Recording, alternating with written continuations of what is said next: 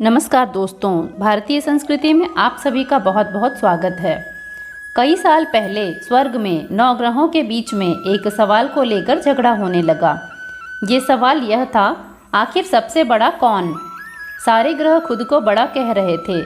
होते होते बात इतनी बढ़ गई कि सबके बीच लड़ाई होने लगी।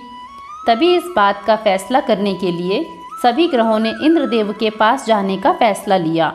वहां पहुंचकर सबने एक स्वर में उनसे पूछा, आखिर हम सब में सबसे बड़ा कौन है?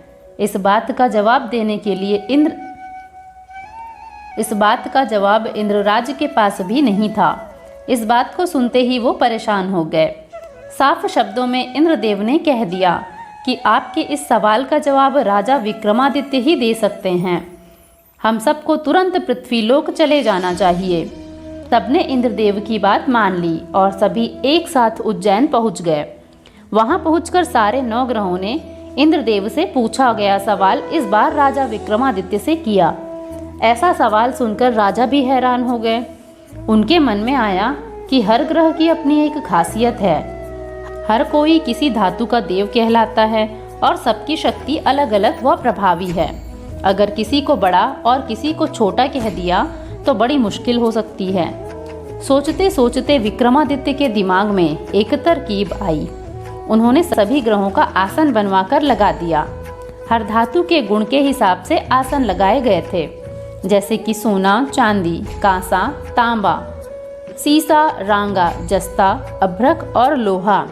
अब इन आसनों में उनके स्वामी को बैठने के लिए कहा। सब एक एक करके अपने सिंहासन पर बैठ गए। सबके बैठने के बाद राजा विक्रमादित्य बोले कि आप लोगों के सवाल का जवाब तो खुद ही मिल गया है। अब जो सबसे आगे बैठा है वही सबसे बड़े हैं। इस बात को सुनते ही आखिरी सिंहासन पर बैठे शनि देव को गुस्सा आ गया। गुस्से में शनि ने विक्रमादित्य से कहा, तुमने मुझे सबसे पीछे बिठाकर मेरा अपमान किया है। तुम्हें मेरी शक्तियों का अंदाजा नहीं है। मैं तुम्हें पूरी तरह से खत्म कर दूंगा। उन्होंने आगे कहा, सूर्य किसी राशि में 1 महीने, चंद्रमा किसी राशि में 2.25 दिन, मंगल एक राशि में 1.5 महीने, बुध व शुक्र एक राशि में 1 महीने, बृहस्पति 13 महीने ही रहते हैं। इन सब के मुकाबले मैं किसी भी राशि में 7.5 साल तक 7.5 बनकर रहता हूँ। कई देवता मेरे प्रकोप से पीड़ित हैं। भगवान राम को भी 7.5 का प्रकोप झेलना पड़ा। इसी वजह से वो जंगल गए थे। रावण भी 7.5 की वजह से लड़ाई में मारा गया था। अब तुम्हारी बारी है। तुम भी मेरे प्रकोप से बच नहीं पाओगे।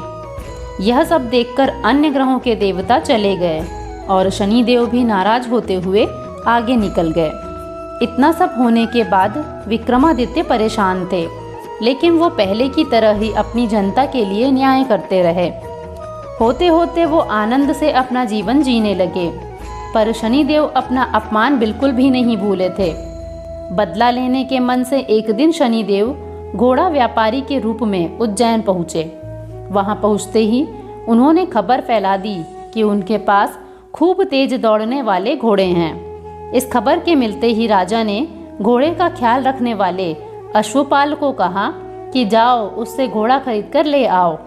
वो गया और देखा कि घोड़ा काफ़ी कीमती है।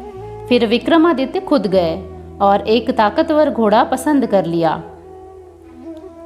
उसके बाद घोड़े की गति को देखने के लिए विक्रमादित्य उस घोड़े पर सवार होने लगे। तभी घोड़ा हवा में तेजी से दौड़ा और राजा को जंगल ले जाकर छोड़ दिया। जंगल से राजा अपने नगर वापस आने का रास्ता ढूंढने लगे।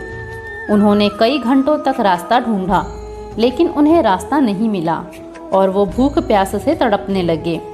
कुछ ही देर में उन्हें एक चरवाहा दिखा। उससे राजा ने पानी मांगकर पी लिया और पानी के बदले में उसे अपने सोने की अंगूठी दे दी। उसके बाद राजा रास्ता पूछते हुए एक नगर पहुँचे। वहाँ सामने ही राजा को एक सेठ की दुकान दिखी। वो कुछ देर के लिए वहाँ बैठकर सेठ से बात करने लगे। उसी वक्त सेठ की दुकान की चीज़ें बहुत तेजी से बिकने लगीं। सेठ को लगा कि राजा उसके लिए भाग्यशाली है, इसीलिए वो उन्हें अपने घर खाना खिलाने के लिए ले गया। घर पहुंचकर सेठ कुछ देर के लिए राजा को एक कमरे में छोड़कर बाहर आया। वहां राजा ने एक खूंटी पर हीरे का हार लटका हुआ देखा। तभी एक घंटी बजी और देखते ही देखते खूंटी ने उस हार को निगल लिया। यह सब देखने के बाद राजा बहुत ही हैरान हुए। कुछ देर बाद सेठ वहां आया तो उसे वो हार नहीं दिखा। तभी उसे विक्रमादित्य पर हार चोरी करने का शक हुआ।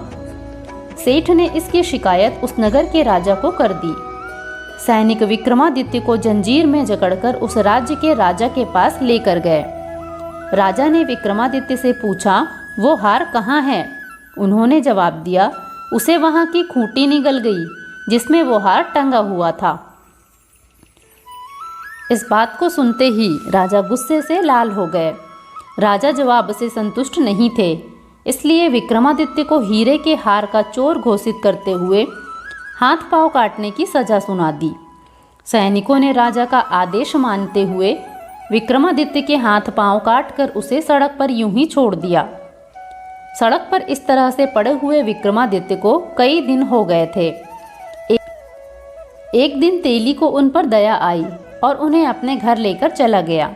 उन बैल हाँकने वाले कोल्हू की जगह काम दिया। अब विक्रमादित्य रोज बैलों को आवाज़ देकर उन्हें हाँकते थे। रोज बैलों को हाँकने का काम करने पर विक्रमादित्य को बदले में खाना मिलता था। इसी तरह होते होते 7.5 साल बीत गए। 7.5 साल बाद जब 7.5 खत्म हुई तो वर्षा ऋतु शुरू हो गई। विक्रमादित्य एक रात बादल और बारिश के राग वाला गाना जोर जोर से गा रहे थे। तभी उस नगर की राजकुमारी उनके पास से गुजर रही थी। उसने वो गाना सुना और दासी को कहा कि पता लगाओ वो कौन है। दासी ने ठीक वैसा ही किया। कुछ देर बाद लौटकर आई और कहा कि वो एक राजा है जिसे हीरे का हार चुराने की सजा के रूप में अपंग कर दिया गया है।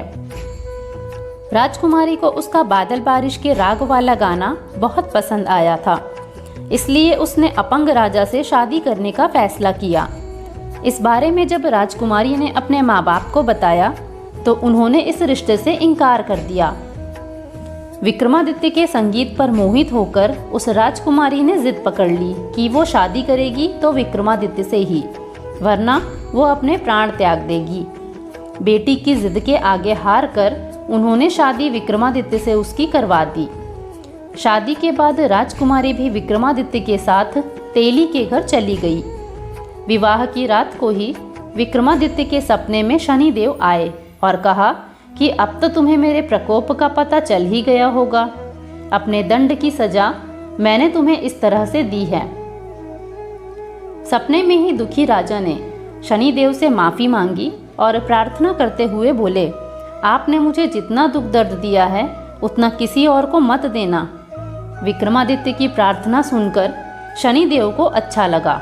उन्होंने सपने में ही उन्हें बताया कि जो इंसान मेरी पूजा करेगा, मुझ पर ही मन लगाकर ध्यान करेगा, मेरी कथा सुनेगा, चींटियों को आटा खिलाएगा, वो मेरे प्रकोप से हमेशा बचा रहेगा।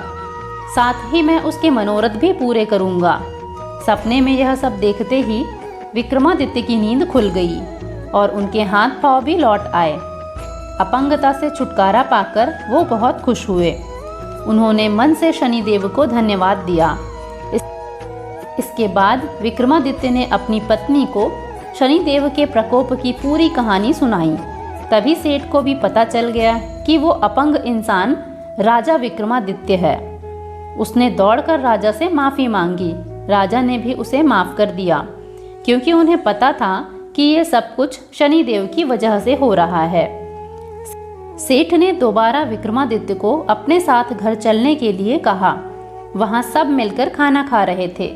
उसी समय एक और हार को खूंटी ने निगल लिया। इस दृश्य को सबने देखा और हैरान हो गए। कुछ देर बाद सेठ को अपनी करनी पर पछतावा हुआ और उन्होंने अपनी बेटी की शादी विक्रमादित्य से कर दी। विवाह में सेठ ने उन्हें खूब सारे आभूषण दिए। अब राजा विक्रमादित्य अपनी दोनों पत्नियों के साथ राज्य वापस पहुँचे। वहाँ धूमधाम से उनका विवाह हुआ। अगले ही दिन विक्रमादित्य ने यह घोषणा करवा दी कि सारे ग्रहों में सबसे श्रेष्ठ शनिदेव हैं। दोस्तों, इस कहानी से हमें एक सीख भी मिलती है, किसी की भी ताकत को कभी कम नहीं आंकना चाहिए। दोस्तों, अगर आपको यह कहानी पसंद आई हो तो वीडियो को लाइक ज़रूर करें और ऐसी ही अन्य धार्मिक कहानियाँ सुनने के लिए जुड़े रहें भारतीय संस्कृति से।